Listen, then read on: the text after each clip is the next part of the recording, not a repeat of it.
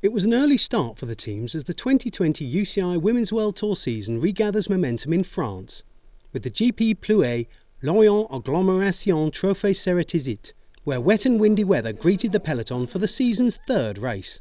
I mean, today's a new day and the parcours is the same, but I think it's always nice to race in Bretagne with a bit of a rolling climbs. And today the race is not really long, and also one steep climb less. So I think it's a little bit more easy than the year before, but yeah, especially there is a lot of wind, probably some rain, so it will be a hard race, and we are here with a good team, so we try to play it again and hopefully make a good race. There is not a distance to take it out in the end, so I think people need to try and be aggressive earlier to make the difference, and that's going to be, I think, a hard and intense race from the start for making a break stick or making the difference for the strongest riders, and being on this hard course, just up and down constantly, small roads, it's going to be a tough day. But also, it was barely daylight when last year's winner, Anna van der Breggen, led her Boels Dolman squad to sign on, and then to the start of the 101-kilometre race, where the peloton saw dry roads for the last time.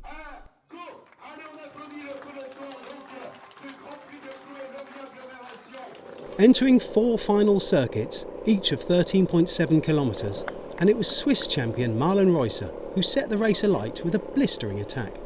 Then, the moment she was caught, her Equipe Paul K teammate Lizzie Banks was joined up the road by British compatriot Lizzie Deignan and Boels Dolman's rider Jip van den Bos. As the weather worsened, only the 2 British riders stayed together, while behind, the peloton seemed happy to let them have their head. At least for now. The British riders had a lead approaching 1 minute by the time world champion Annemiek van Vleuten, who had been caught behind a crash, led a counter-attack. The ever-strong Dutch rider led a group of 10 women, putting in a massive effort to bring the leaders back, but they started the lap with a lead of over 40 seconds.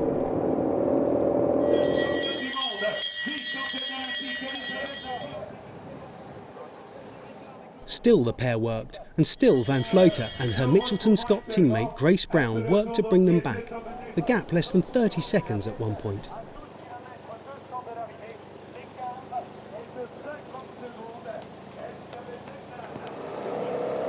But with the chasing group attacking each other, the 2 Lizzies entered the final straight together. Deignan opened her sprint first, passing Banks and leaving her compatriot struggling and opening a clear gap between the 2. Deignan becoming the first woman to win GP Plouay 3 times. Deignan and Banks finished 1 minute and 13 seconds ahead of third place Chiara Consonni. Actually, it was the first time this year that I really just raced on instinct. It was Lizzie went away and a crosswind section, and I just kind of bridged across to her. And it's always better to be in front of somebody like Annemiek at the moment, and it's better to be on the front than to be chasing at the moment, I think.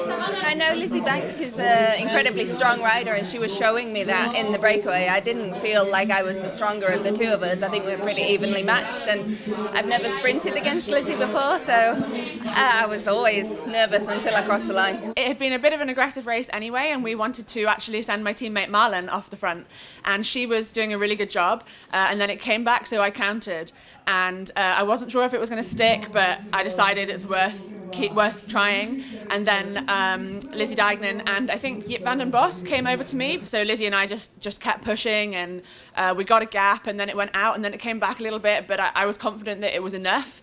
So of course I wanted to try and beat Lizzie in the sprint, and I knew I needed to come from behind, but I couldn't get behind. So I'm really happy for Lizzie Deignan. Absolutely, she deserves this victory. I'm really happy for the first of 5 Italians in the top 8, with Norwegian Stina Borgli topping out the top 10.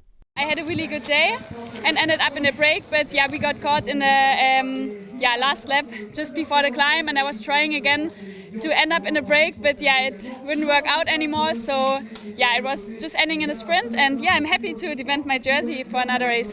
Coming 12th on the day, Liana Lippert continues to lead the UCI Women's World Tour overall classification, with Deignan moving into 2nd place and Banks up to 4th overall.